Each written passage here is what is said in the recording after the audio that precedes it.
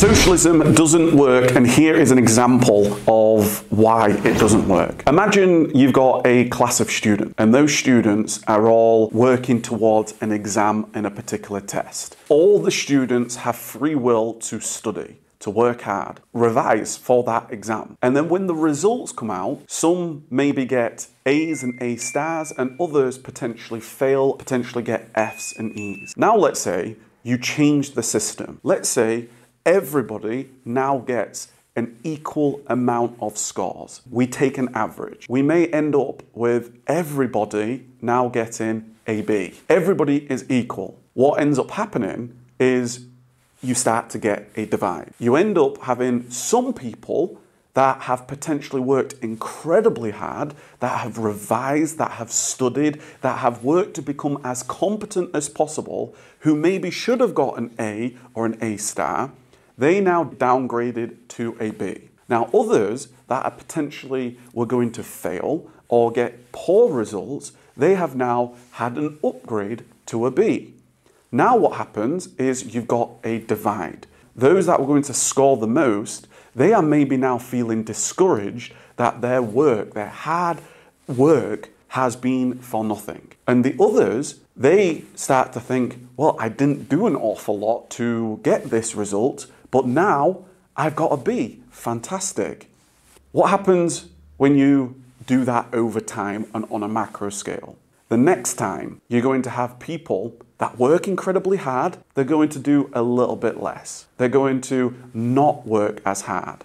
They are not going to revise. They are not going to put the effort in because they know they're going to get the average, the equal result. So the average of everybody's work ethic to go into this exam starts to diminish. The socialism score will now be potentially a D. Now what happens is the whole class has become less competent, and the average, the equal sum to everyone, has now come down even further. If you start to now put that towards from a capital perspective, how people spend their money. Now what happens, doesn't matter how much people work and how hard they work, the state are going to take all the money to equally share it out to everybody else.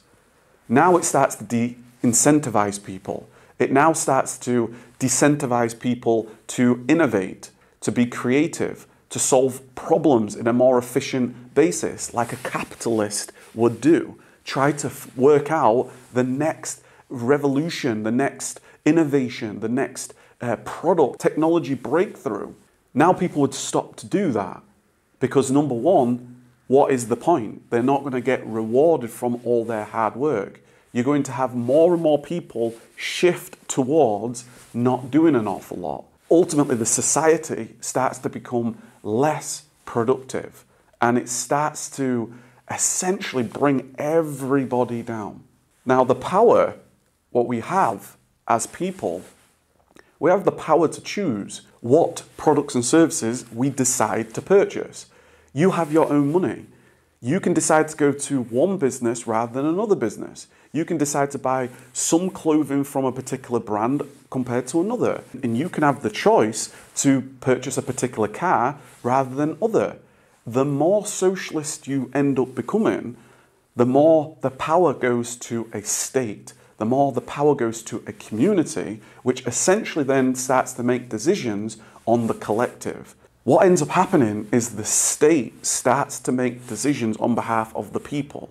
And over a macro scale, people then start to be neglected, negatively impacted. Pensioners start to lose their winter fuel allowance.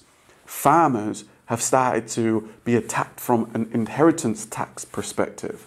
Businesses are having to work towards more productivity to cover just their overheads in taxes and expenses due to raises.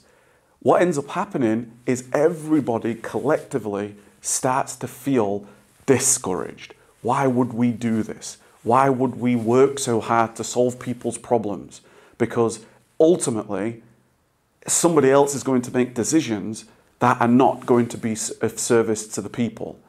This is why you end up having a lot of people now being outraged of people going, why are we spending money like this?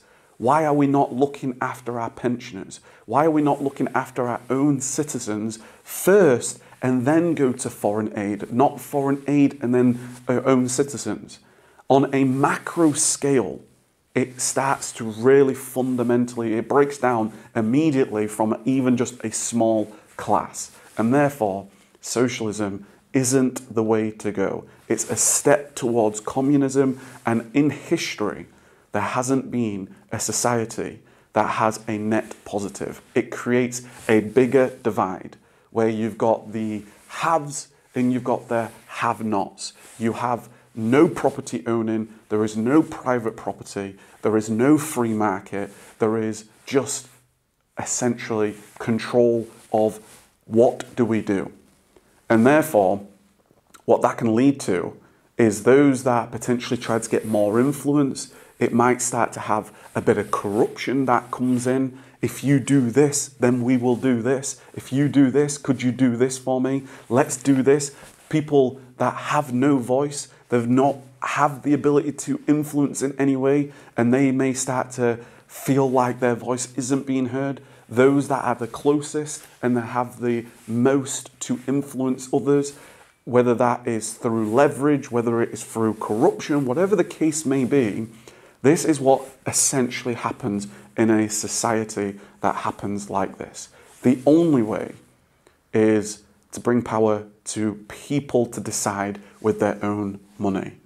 People can decide where they spend their money based on their own convenience, their own outcome, what they want to solve, what they want to actually work on.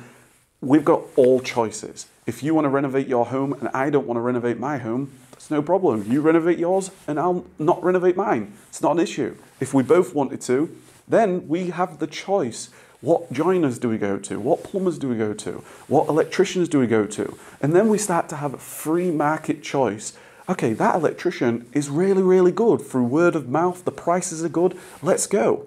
If all that is owned by a collective, everything starts to break down. You don't have competitiveness. You don't have people trying to innovate and become a market leader to provide the best product and service that they possibly can.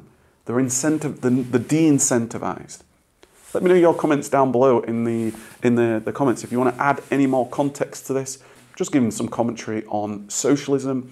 I believe in capitalism. I believe that businesses, we work really, really hard. We have to do the best for what the market wants. And we keep innovating, we keep growing, we keep adjusting, and the market decides. You either get customers or you don't. You either make money or you don't. And ultimately, if you remove all that, you end up actually declining as a society.